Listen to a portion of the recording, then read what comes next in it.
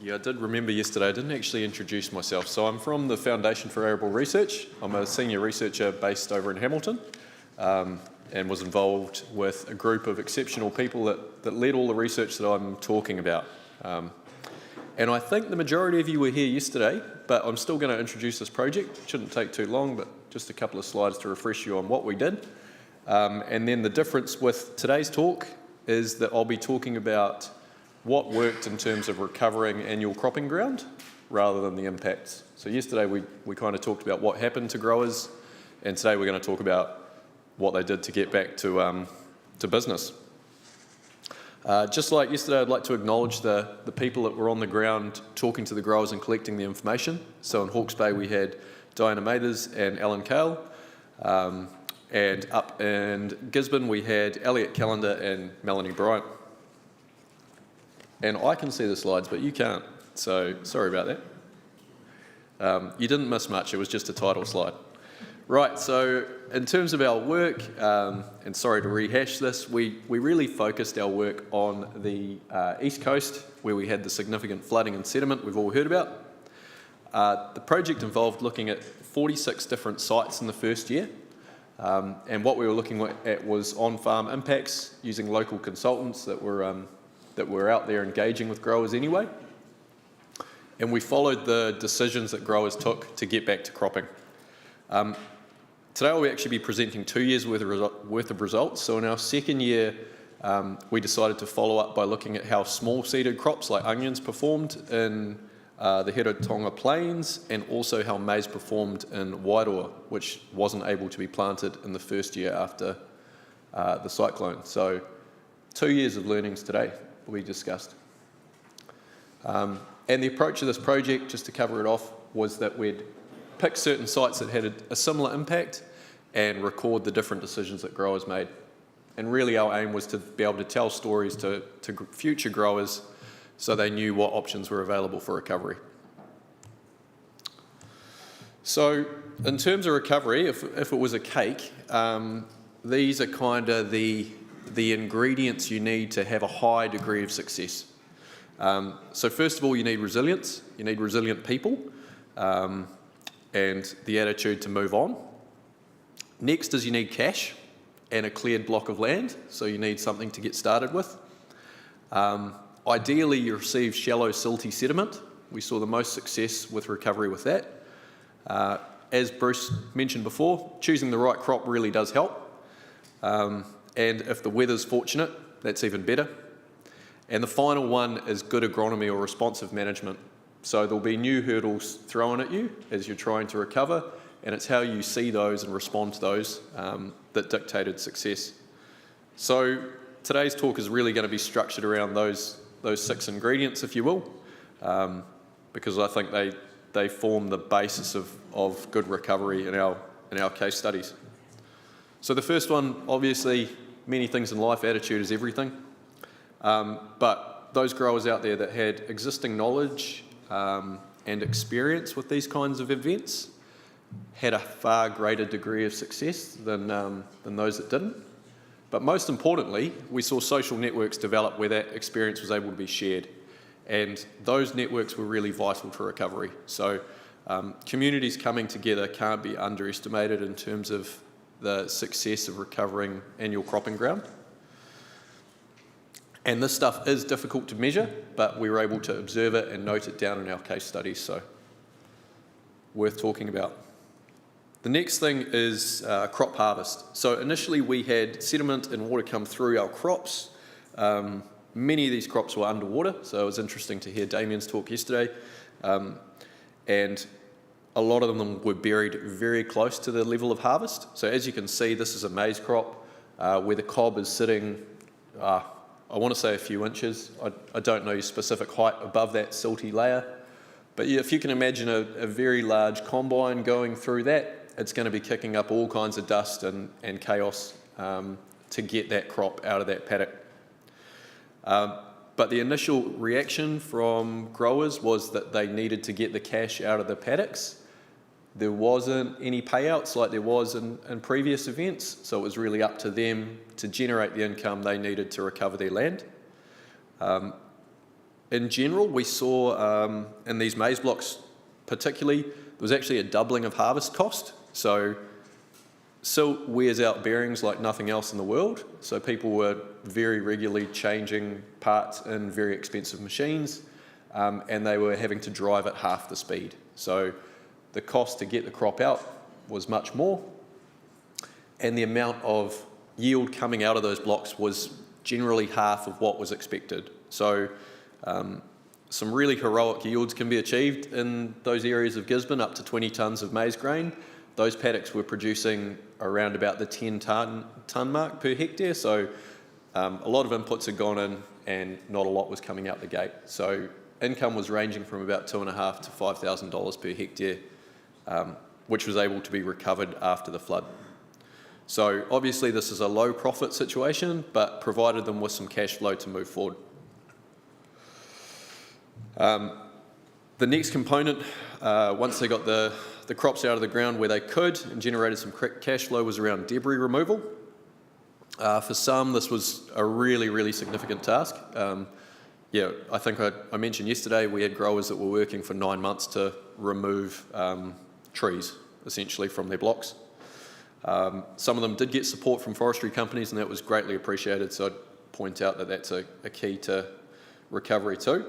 In terms of cultivation, I think Bruce underestimated it a little bit with a 3 to 5 centimetre tickle. For some of those vegetable crops, they received a lot of cultivation to get the ground into condition to plant into, which generated a lot of cost and a lot of time. And we also saw that for many there was a multi-step process to recovering their land.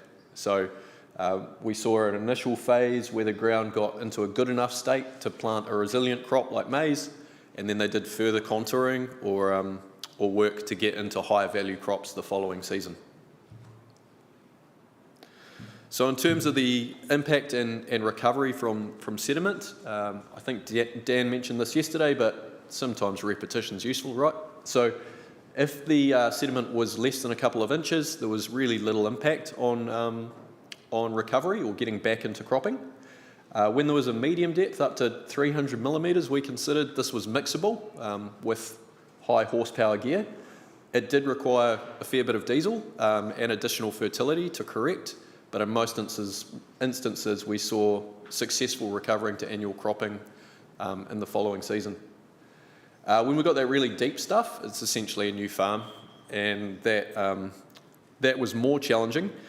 Growers tended to reach for large gear, so deep ripping, to create the aeration they needed to get crops growing, and a lot of fertility corrections, and additional challenges too that I'll go into later. Now texture is also equally important alongside depth.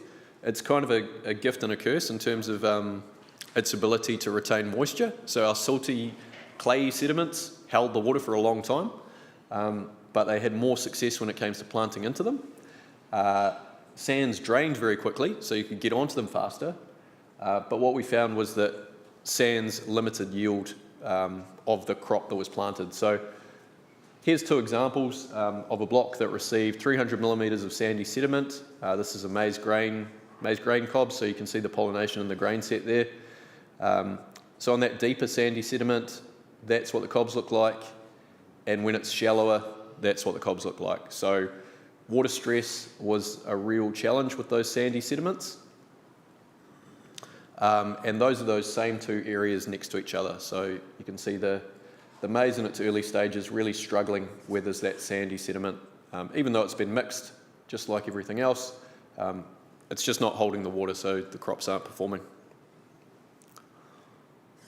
And when it came to sediment, there was always this great question of whether you should remove it or retain it. In a lot of annual cropping, the option of removal was not really there. It was a very expensive process. We did have paired sites where we were able to see the performance of removing the sediment versus retaining it. And so the learnings really from that are that retaining and mixing the sediment did work well. It was a lot more cost effective, so it was roughly $1,000 a hectare versus potentially $60,000 a hectare. It definitely required patience, so you needed to wait until it was in the right condition to mix it up. But the growers that retained their sediment were able to achieve average to above average yields within 1 to 2 seasons. So I think that's important information moving forward to know how to respond. Removing sediment did also work. As we heard yesterday, it was prioritised for permanent crops, but we did have annual cropping ground where it was done. It was a high cost and resulted in a relatively high degree of compaction. So just because you removed the sediment didn't mean you needed to put the rippers aside. You still had to get in there and remove the compaction. And generally it's impractical for large areas, but from the conversation with the one study site where the grower did remove it, he thought it was the right option for him because he had that option available. And we tracked a comparative site where it was retained, and we really saw no difference in crop development between the two. So both were successful. It just depended what option was chosen. So one of the other things we learned around recovery, and it's easy to say in hindsight, is that patience can be profitable. So Alan will talk later around the conversations he's had with growers and discuss more of that, but I just wanted to pick up on a couple of statements from the growers that worked at these sites, and that one of the hardest things for them was actually just to wait until the ground was ready. But ultimately they found that patience paid off and reduced aggravation. No one got stuck, no one broke machinery. So ultimately money wasn't going out the door for no income. And so just a couple of examples of that in terms of being patient. These are two different blocks in two different areas, but two different decisions were made. So in Wairoa we had a maize grain block that received 1/2 metre of sediment. For those that aren't so familiar with planting maize, you don't typically plant it in December, but this grower had to wait until 2 days before Christmas until he planted the crop, and actually achieved a crop that was only about 30% below his average for a popcorn crop. So by waiting until the ground was ready and just doing that annoying thing of watching the water drain away, he was able to achieve some income. Whereas we had a comparative site in Pakawhai that also received 1/2 metre of sediment, and the grower had a deadline that he wanted to achieve for a vegetable crop, but ended up having to use 11 different passes of cultivation to get the ground ready just to plant the crop. So different levels of stress there, and different levels of profit, I imagine, too. So interesting to see those comparisons. And again, we saw that growers inherently knew what crops should go where, funnily enough. So in year 1, we saw a big uptake of large seeded crops like maize, sweet corn, squash, and peas, and also success with brassicas in the vegetable rotations. So choosing these more resilient crops led to better recovery of the systems, or at least some income.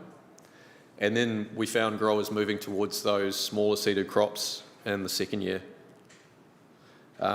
So one thing I wanted to point out with this slide actually is that for a lot of sites, cultivation was used to mix regardless of the sediment depth. There was a big push towards that. But as you can see in this image on the left, that is I'm sure Alan will correct me if I'm wrong, but I believe it's either a sweet corn or a maize crop that was no-till planted into the sediment itself. So it was minimal cultivation, plant still established, and got away. It was all around getting the seed in at the right time. So there are still different options you can use in terms of getting crops in. Yep.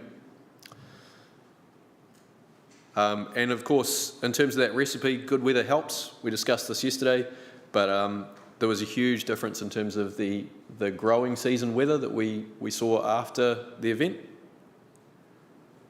And that obviously changed the months to resume cropping quite significantly. So around Horticulture and Central Hawke's Bay,